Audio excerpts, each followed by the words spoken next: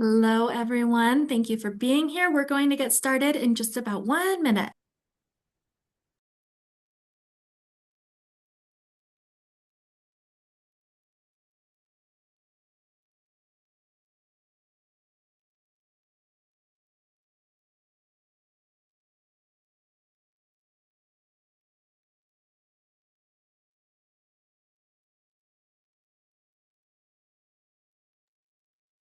Okay, before we get started, I am going to let our wonderful interpreter give instructions on how to access Spanish interpretation.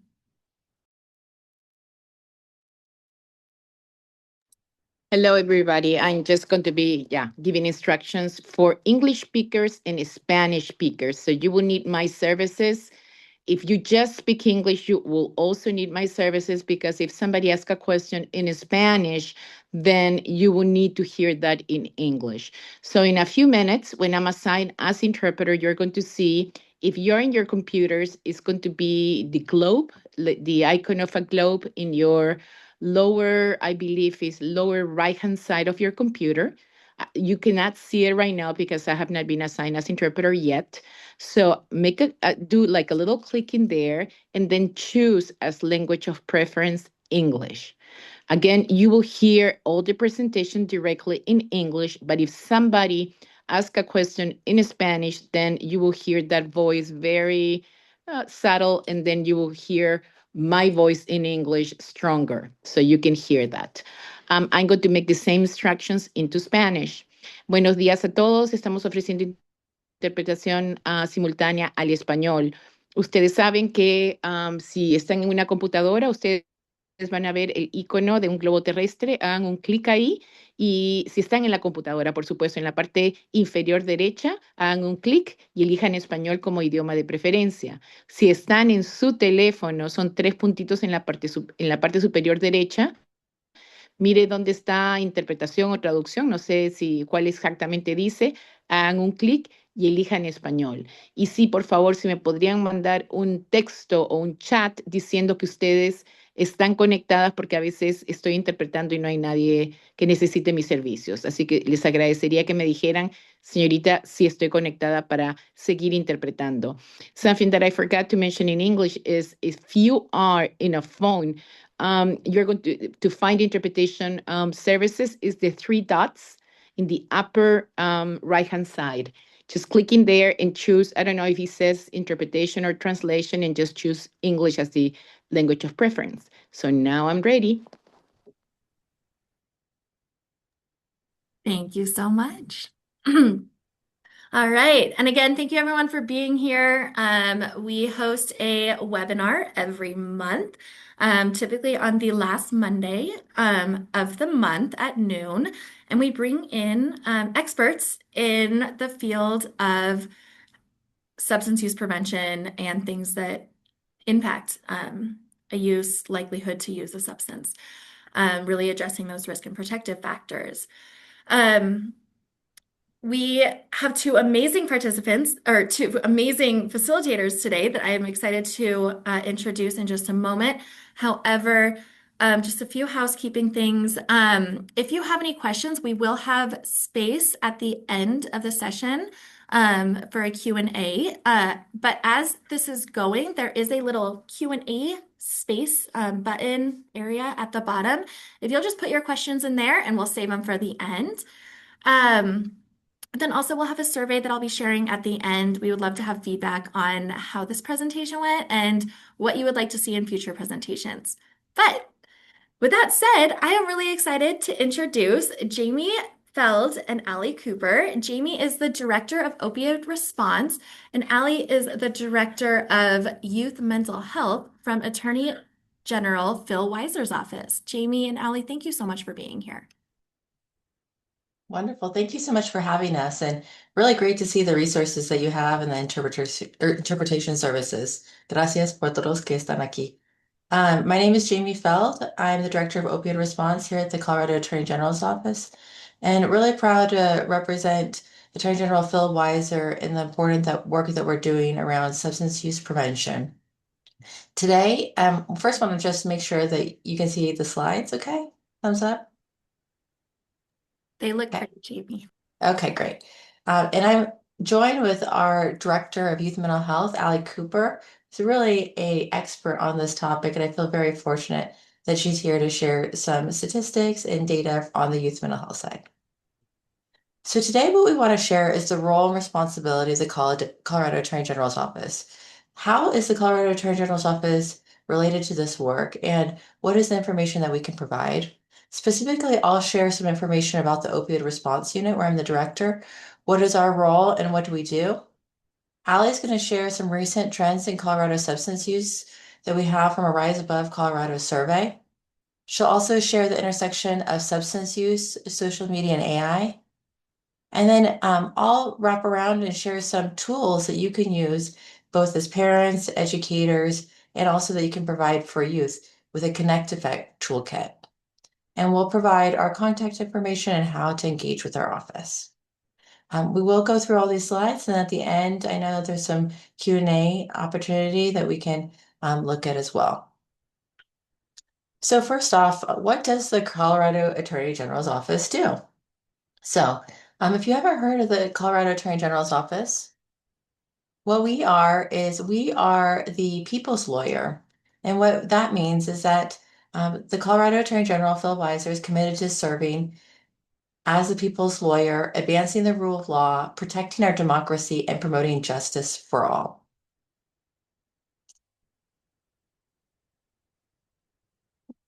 As the Attorney General and Department of Law, he represents and defends the legal interests of the people of the state. And he's the primary authority for enforcement of consumer protection, antitrust laws, prosecution of criminal appeals, and certain white collar crimes, and then as well as training and certification of peace officers. I'd also like to add that a real key component of his work has been community engagement, as well as addressing the needs of youth, both for mental health and substance use. In terms of improving the criminal justice system and protecting public safety, that means protecting constitutional freedoms. We currently have a website called Defending Colorado, where individuals can notate if there's any restrictions on rights or freedoms in the public. So we have that link we can share. Essentially, that no one is above the law. The Department of Law works to ensure all Coloradans are protected by the rule of law and treated fairly. Additionally, protecting consumers is one of A.G. Weiser's key priorities. In 2019, he worked with the state legislature to strengthen the Colorado Consumer Protection Act to give the Attorney General's office more tools to crack down on scams, as well as unfair and deceptive business practices. High-profile investigations have resulted in more than 500 million in refunds, credits, and debt relief for consumers. And then how does this relate to opioids and what is the intersection there? So holding drug manufacturers and distributors accountable for their roles in creating and fueling the opioid crisis has been a hallmark of A.G. Weiser's work and includes securing over $880 million in opioid settlement funds for treatment, recovery, and prevention education programs across the state.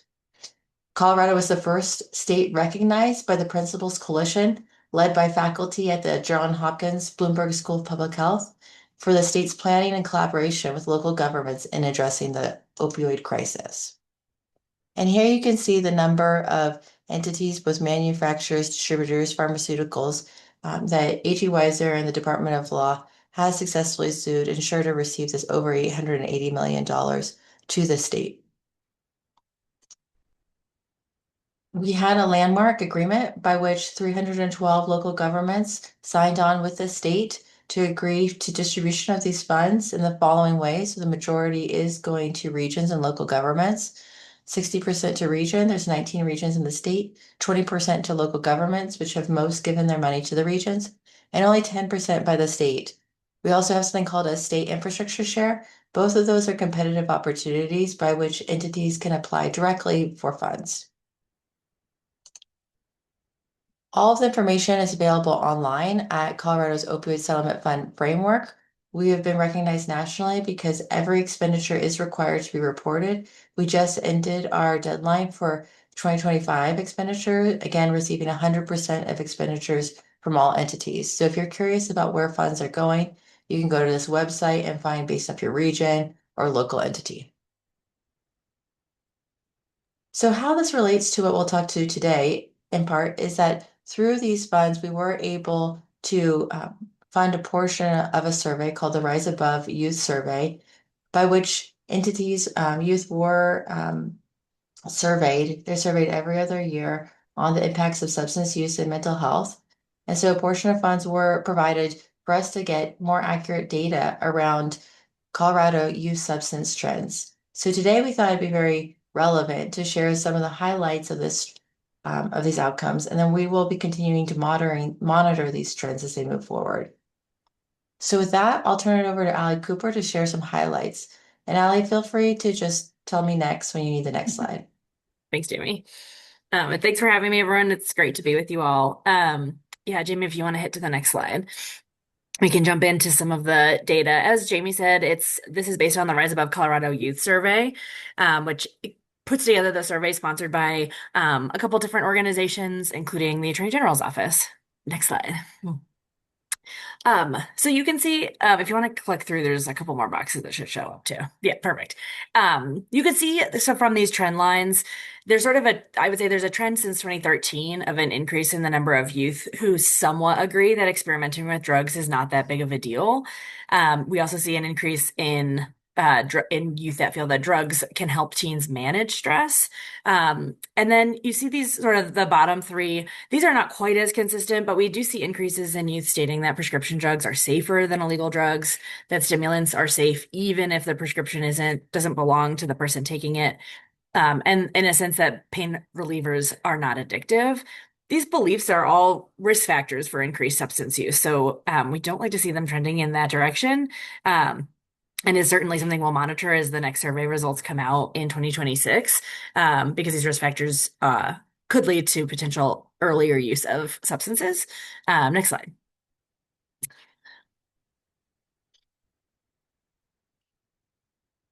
You can see on these, the sense of the perceived risk of regular use of different substances is also dropping. So we see this kind of trending downwards, not quite consistent across all of them, but you could see sort of the arrows that Rise Above have added in that really demonstrate when we really are seeing that trend significantly. This is another risk in sort of promoting in introduction of substance use that we're seeing. That, especially in some of these, like, I think bigger categories, you can see the data for some of these is not that old. In 2024 was the first time that they surveyed on fentanyl. And so that will be interesting to see what comes in 2026. We also don't have a ton of information about prescription anti-anxiety medications. But yeah, as you can see, we do see these sort of significant trends of the perceived risk decreasing, especially for students that feel like the risk is great. Next slide.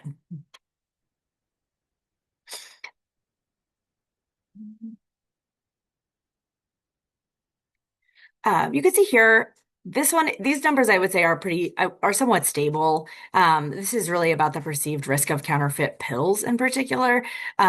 Overall, the risk is high. Students are saying sort of about close to 90% of the time that there is at least some degree of risk to pills that they are getting online or on the street.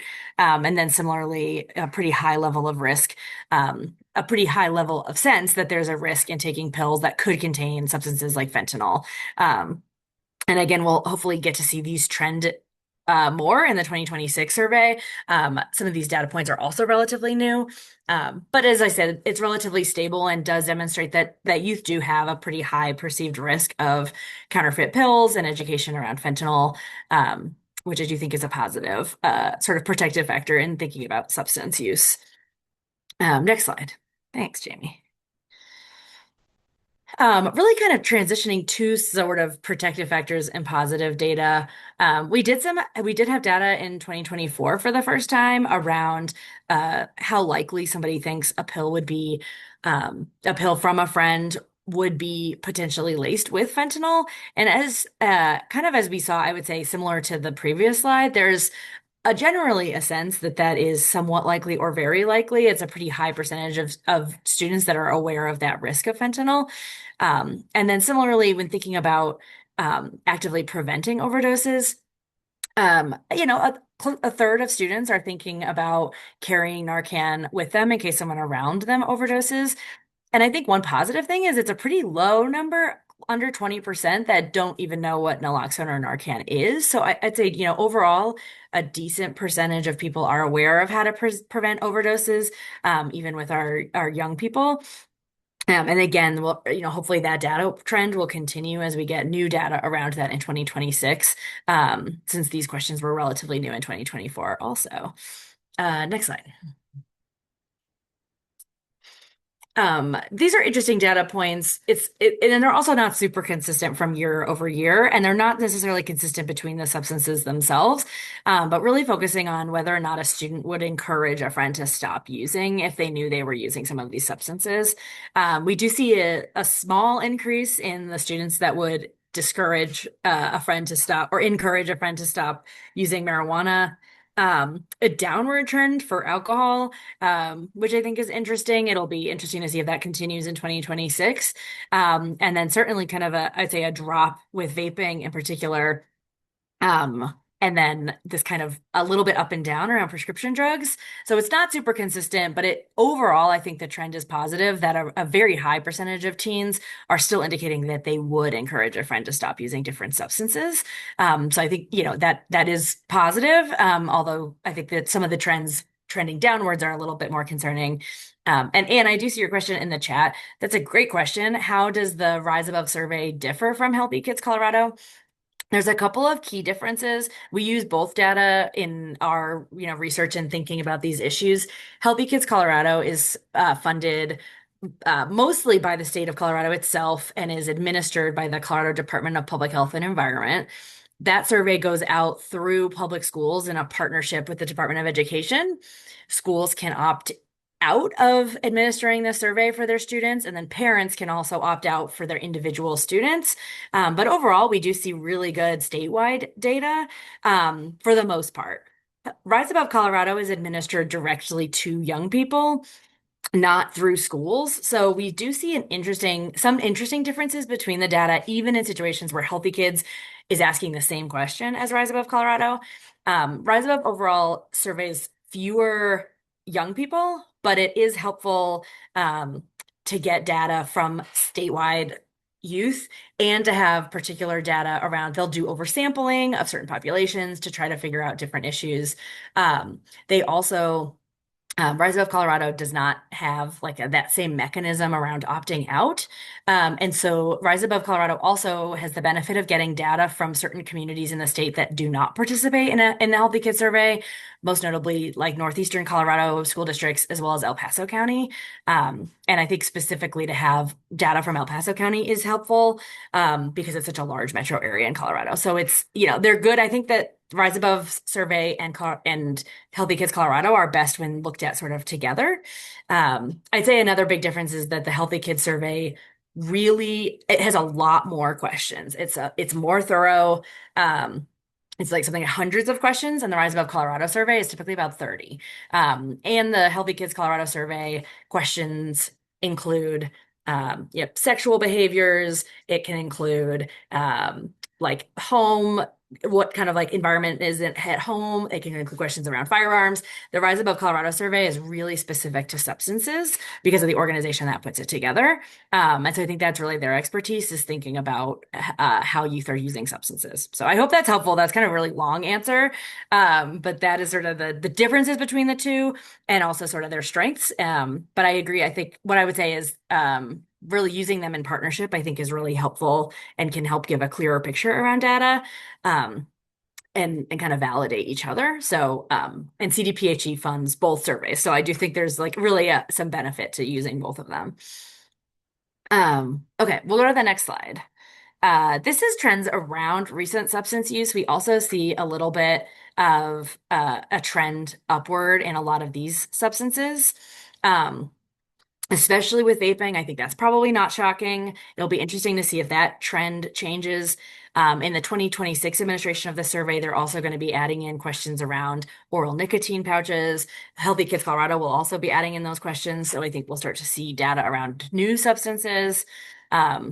But again, sort of a trends and upwards. Oh, and Joe, another question about the survey. This is helpful. Are you asking the same students year over year for Rise Above, or is it a different group each year? It is a different group each year. Rise Above Colorado is the administrator of the survey. I don't think they track if it's the same population of students. I think it's anonymized. They are oftentimes advertising it to students on social media, kind of in places where young people are spending their time, as opposed to it being administered through the school. Um, and same thing sort of with Healthy Kids. They are administering it to the same schools every year, but there's not a sense of whether or not the same students are answering it necessarily every year. They could be opting out from year to year. So it's hard to track sort of individualized data. Jamie, next slide.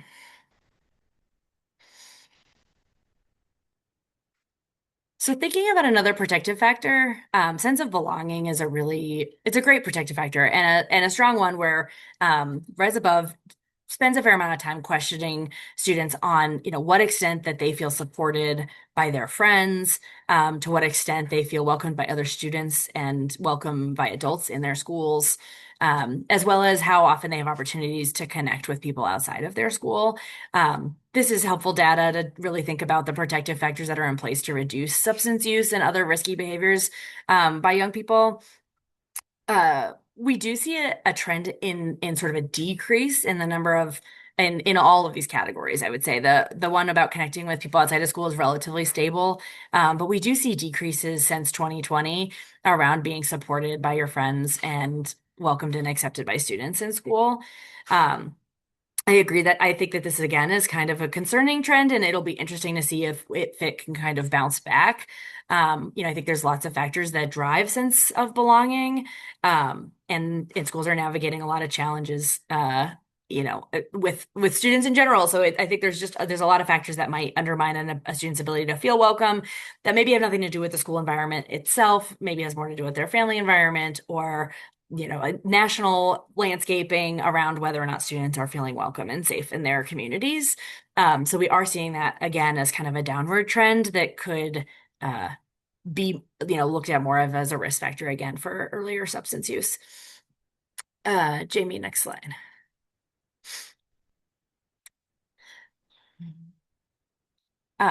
Here we have really interesting cross-tabulating that Rise Above Colorado does with their data. I think this is another strength of the Rise Above survey. They really like to look at how, so because Rise Above Colorado, they anonymize like a response, but then they know that, individual one responded to all of these questions in this specific way. Healthy Kids Colorado is done at a population level, and so they cannot cross-tabulate necessarily if a student has indicated that they have high level of belonging and high access to substances or low access to substances. They aren't able to do that cross-tabulation review as much because of the way that the surveys are administered. And so we do see some really interesting connection points here.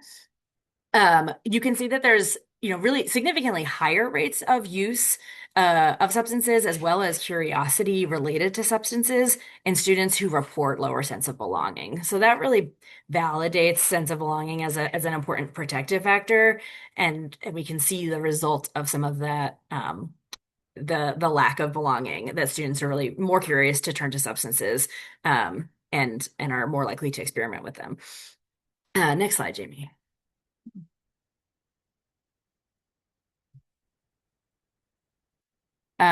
Is this one? Sorry, I'm like my own vision is like not strong enough for these slides to see these slides. Perfect. Okay, so this is Poor Mental Health Days. This is another one they use oftentimes to cross-tabulate. This is just a straight question of how many poor mental health days students are experiencing.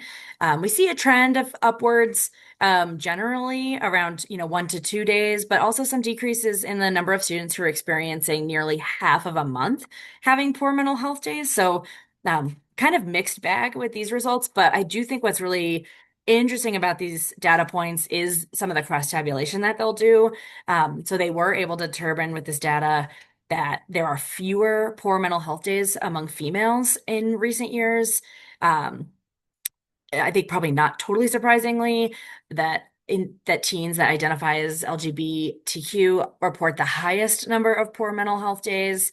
And then that teens living in rural parts of the state are reporting fewer poor mental health days than those along the Front Range. They also use this data. I'll show you in the next slide. Jamie, if you could switch it. They'll cross-tabulate this data of poor mental health days against use of substances. So again, we see significantly higher rates of substance use in youth who experience higher numbers of poor mental health days. And so I think you can see the arrows really emphasizing, especially I think we see this trend really high when students have more than 6 days of poor mental health days. That's really driving the data up and making students a lot more likely to use. But I do think it's interesting that we see some of the increases in other categories too. But definitely for students that have a significantly high number of poor mental health days, we're seeing that higher rate of substance use. We're going to transition now into sort of this intersection between substance use and social media. Rise Above Colorado does some really great research on this. And then I'll also talk about some other data sources we have around this topic.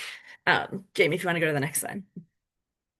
So this is a really interesting, again, kind of cross-tabulation of where they use this data to do some cross-tabulation around substance use. This is the initial question where they ask students how often they are spending, how many hours per day they're spending on social media. I think, again, not totally surprising. We see increased usage, particularly in the younger population. I think that's is a concerning trend, and we'll probably see if students are starting to use these platforms even more as young people, we might see that they have higher rates of usage as they get older, but maybe we won't. We do see a little bit of decreased usage over time in the 16 to 17-year-olds. And then they also pulled out some quotes from the Rise Above survey. There's some opportunities for focus groups that Rise Above Colorado does. And you can really see young people's experiences with social media and sort of the mental stress and anxiety of dealing with social media and comparing yourself to others, which I think both adults and young people are doing. So I like to take this data and really emphasize how social media use and overuse can impact mental health. So you'll see on the next slide, this is just a reminder of the previous slide around poor mental health days that Rise Above Colorado did. When you put those slides together, which will be the next slide, you can really see a connection between the use of social media and an increase in poor mental health days. I think it's especially prominent for users who are using social media close to 5 hours per day or more. But you can really see that emphasis grow. And I think, and you can also see this quote from this young person. The biggest challenge we face right now is trying to live our lives while simultaneously being surrounded by social media and all of its influences. It feels like we're being controlled by the media, and that brings out the worst. I think that probably a lot of adults feel that sense. I feel that sense about social media. And so you really can see that trend too. All right, next slide. This is just another source of about the same data. Again, experts are really starting to study the design of social media platforms and how the goal to keep people on the platforms and engaged on the platforms can really negatively impact self-worth and overall mental health. Next slide. This is why attorneys general from around the country are really working closely together on a bipartisan investigation into TikTok and Meta's conduct. They're focused really specifically on the harm that they've caused to children and teens, and especially trying to determine what the platforms have known throughout the last couple years about how young people are impacted by their platforms and whether they deceived and misled the public about what they knew. I do want to touch quickly on a report that our office pulled together in 2023, and it really demonstrated that fentanyl and other illicit substances online, the access is truly staggering. There was a report, like I said, in 2023. We can put the link in the chat. I can't do two things at once, so I'll do it at the end. But the exact scope of trying to figure this out is difficult because platforms are not required to be super transparent about this information. But really what we found is that sellers and users really prefer the convenience and the discretion that is available when they're using substances on social media. We'll go to the next slide that has a couple stats from the report.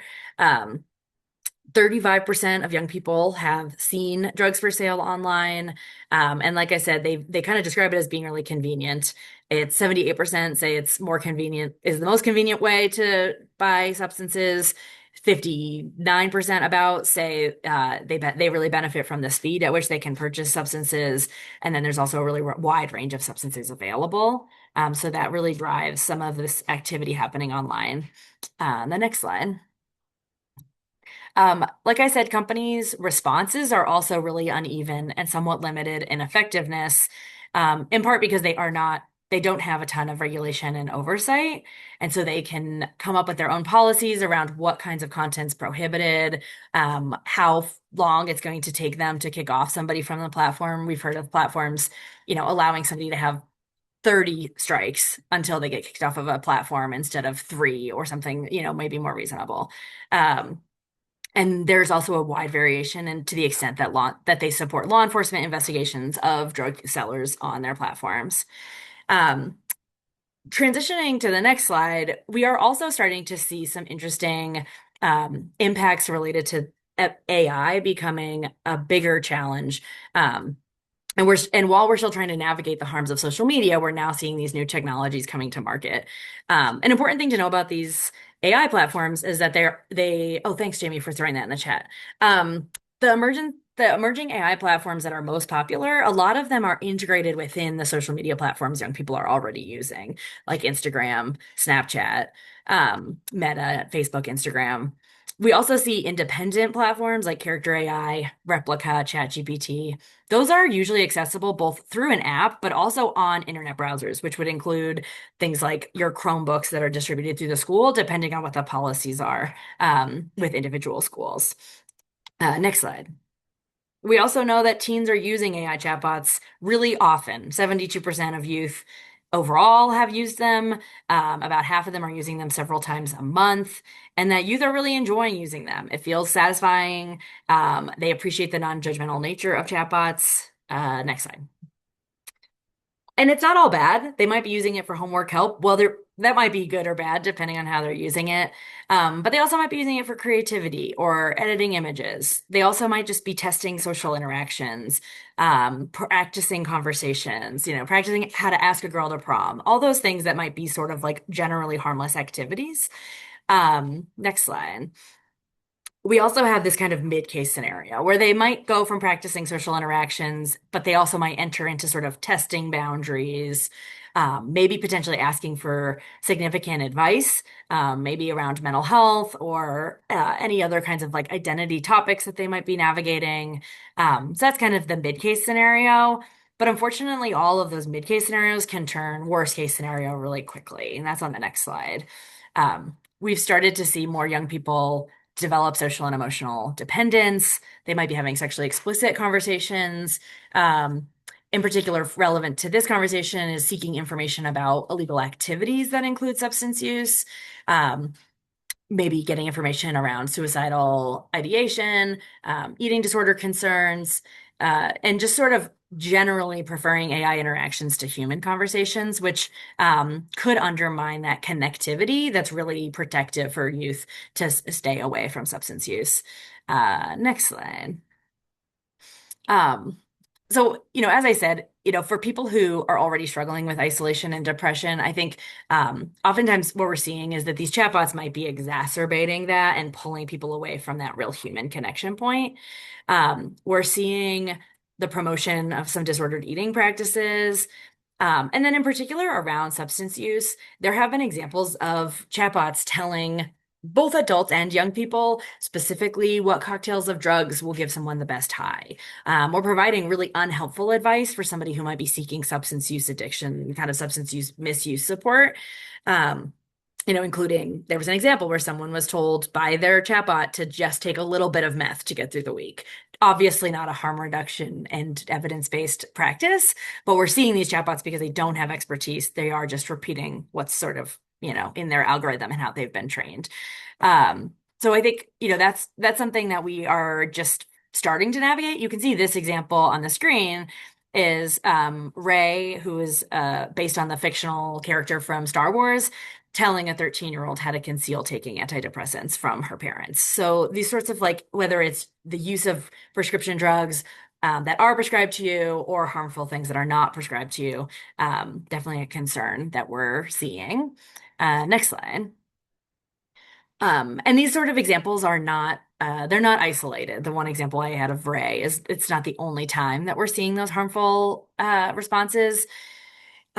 There's been some testing done of ChatGPT, and you can see how oftentimes the answer prompts that are coming back when the topics are really sensitive are harmful. So, with substance abuse, 50% of the time, the answer that's coming back if a young person or an adult is asking about substance use, they're getting a harmful response.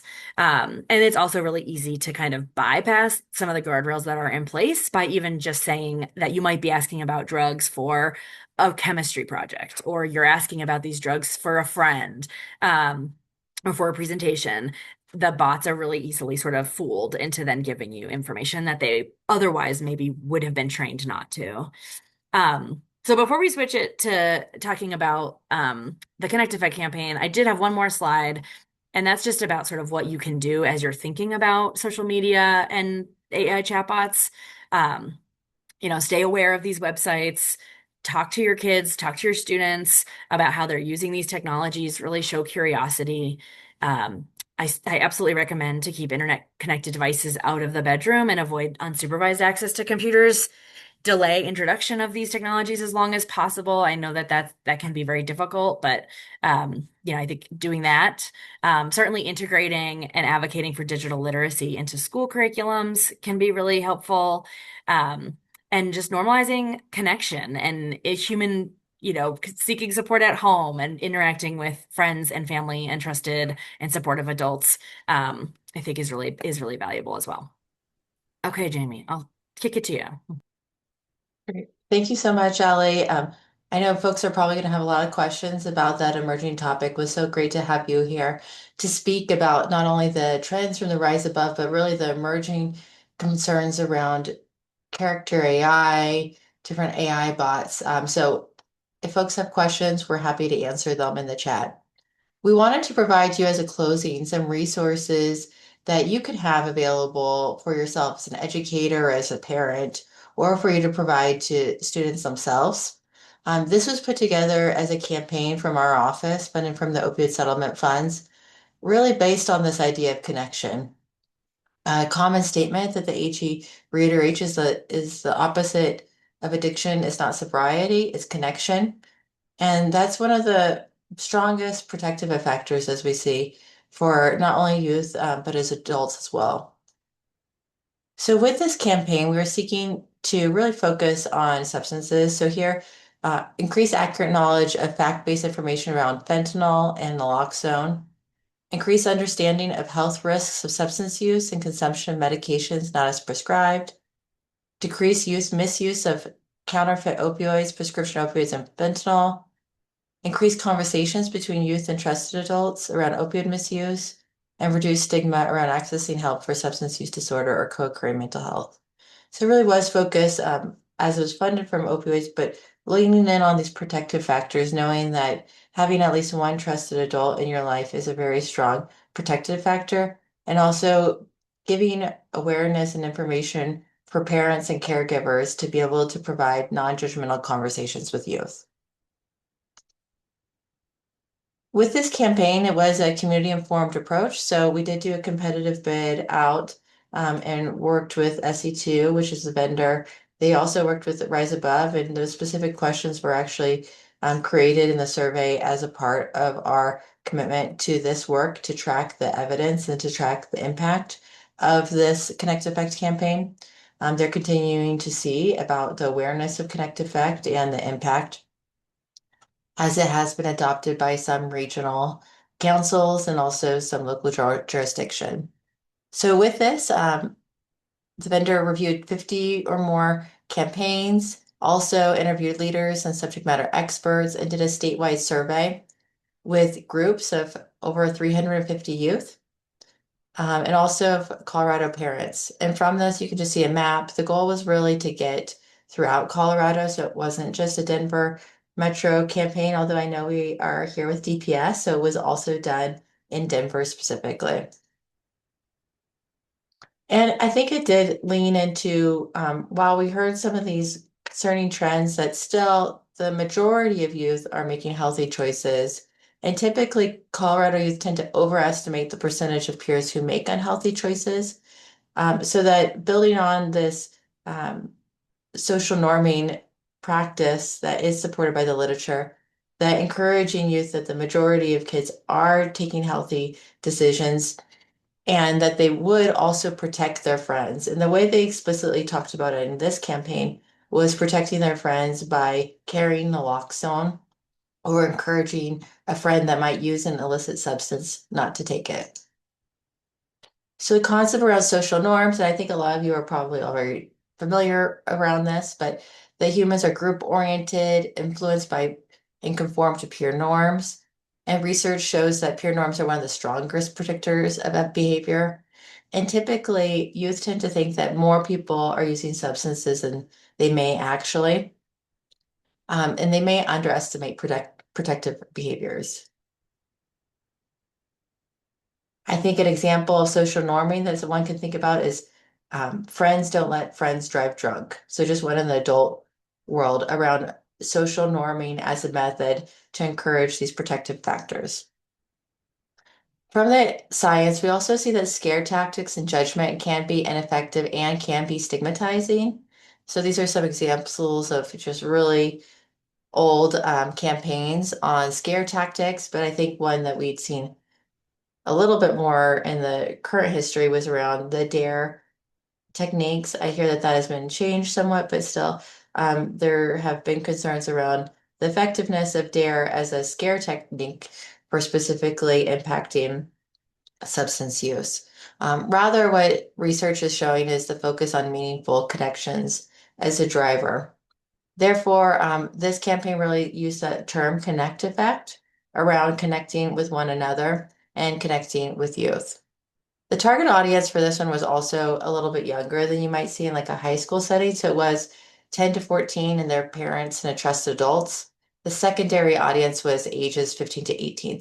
It does work for both of those audiences, but the target was really around 10 to 14 as we're starting to see these younger groups acting more like the older secondary kids. And so it was necessary actually that we found to start this education and prevention earlier. It also did drive the content of the campaign a little bit more to be a little bit less focused on harm reduction and more about the social norming because at the 10 to 14, we were trying to get youth before maybe they had their first exposure. Again, just reiterating the statewide engagement. We talked about why this strategy was important. But it also should be combined with other strategies. And so, really, when you think of a campaign, it's really not meant to be used in a vacuum. It's really to be used in combination with the positive activities you're already doing through your schools, activities, and adults. So with the survey, it did show that 87% of Colorado youth said that they would protect their friends from drugs that might have fentanyl. We felt like this was important because one of the components that we had been seeing when this campaign had started was the risk that youth were having for taking a substance that they might not know have fentanyl in it, but actually contain it. So we know that even a very, very small amount of fentanyl can be deadly. And some campaigns have talked about one pill can kill. And that really is the reality is that one pill with fentanyl can kill. And so even some mild experimentation when it's in pills in the illicit market can be lethal. And so building off this truth that we are seeing pills like these blue M30s that do include fentanyl be lethal from the first use. Most Colorado youth were saying that they would protect a friend from a drug that they might have fentanyl. And that 91% of youth know taking random pills is too big of a risk. And 93% of teens say their families set clear rules to steer clear of substance use like pills. I think this was always a good one as a parent for me to think about. That this one shows this one of the strongest indicators was having these clear rules was a protective factor for youth. Another statement too, just around that public health messaging should focus on decreasing unhealthy behavior. And it's also important to address stigma around addiction. So, as we know, substance use is a chronic condition. It's like a medical condition, it's chronic relapsing, and it's highly stigmatized. And so, one aspect that our office typically is working on is reducing this stigma around accessing substances, substance use treatment for individuals, whether they be youth or parents or family members. So decreasing the stigma to get treatment if someone is using.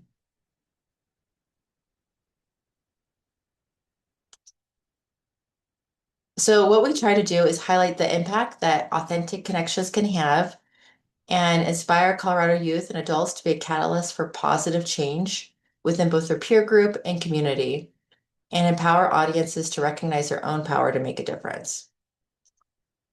So we have a variety of different posters that are available. We're going to do another printing of this, showing some of these resources, knowing the risks of misusing pills and that youth are empowered to act,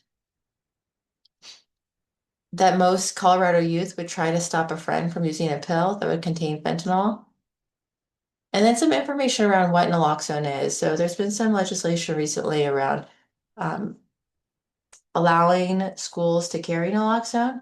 We wanted to make sure that youth knew what naloxone was. Alli showed that it was fairly smaller than we thought, less than 20% that didn't know what naloxone or Narcan was, but we still wanted to make that aware.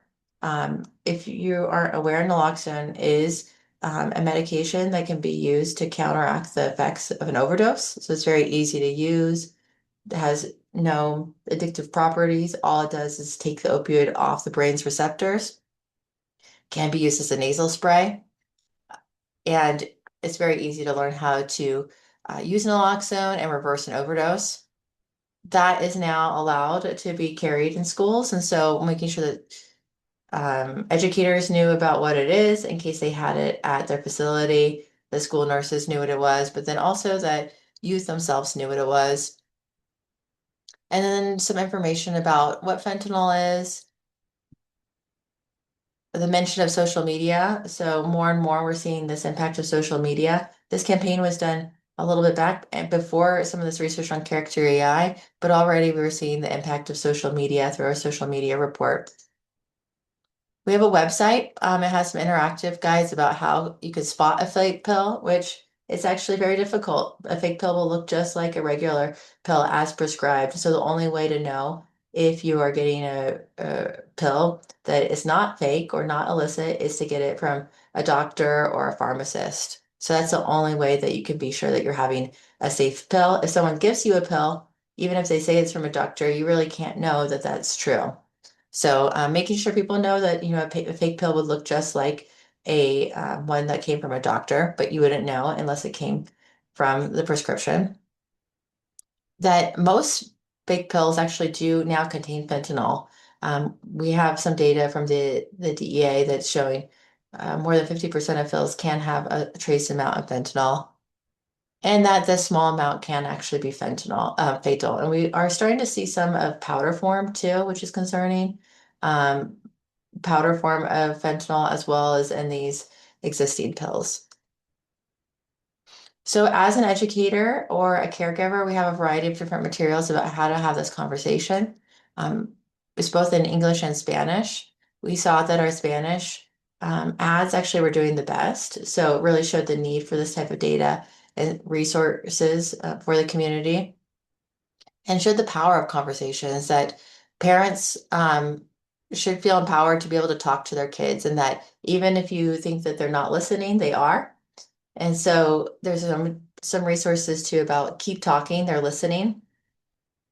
And it gives you some age appropriate tools for each age when you go to our website. We're in the middle of putting it into accessibility. So there's a little bit of color items on the website, but it is available for both youth and parents. And we'll put the link in the chat. We also have some digital cards you can save on your phone about how to talk with teens about fentanyl, what to do in the case of an overdose, and some fentanyl facts. These are really helpful about most teens wanting to make healthy choices. And it's not only what you say, it's how you listen. So I'll just leave this on the slide for a second so you can get that toolkit. Let me know if anyone has any questions on it. On the toolkit, there's a website, social media, newsletters, handout materials. Great. Thanks, Allie, for putting that link in the chat. Because we wanted to ensure that you all came out of this feeling like you had tools and resources to move forward in your community. Knowing that while we do have these risks, we also have the means with being educated as educators, as parents, as caregivers to really make an impact, not only on the youth we serve, but also on our communities. We also have some general opioid response resources. So we're committed to this work over the course of the next 18 years, which is when this funding is going to be distributed. We know it's not going to be a silver bullet for any of these items, and that we're going to continue to have to look at the trends. As Ally mentioned, we're looking at whether that's emerging trends around social media, AI, but also new trends around substances. So keeping our watch on xylazine, nitazines. We haven't seen those extensively in Colorado yet. Those are some different tranquilizers and other substances, but they could approach, and how do we respond in an emerging way? So our office is committed to watching these drug trends and make sure that we're giving resources to the community.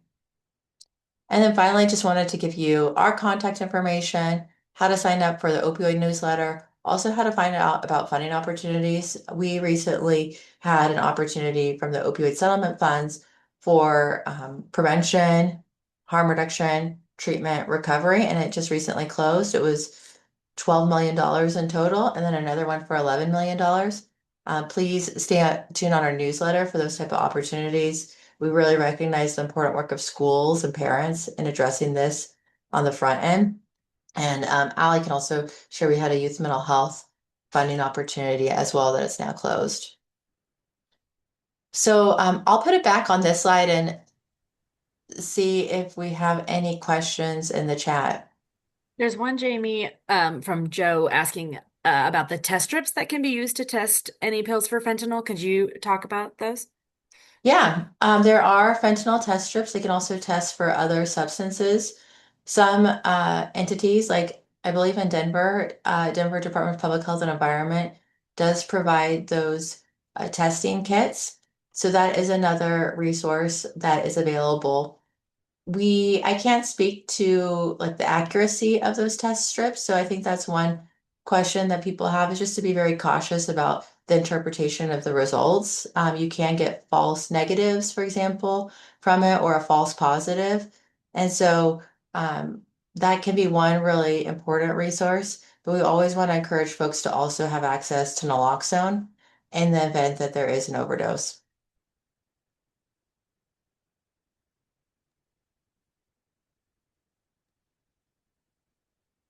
I'll put a link to the DDPHE accessing the fentanyl test strips as well.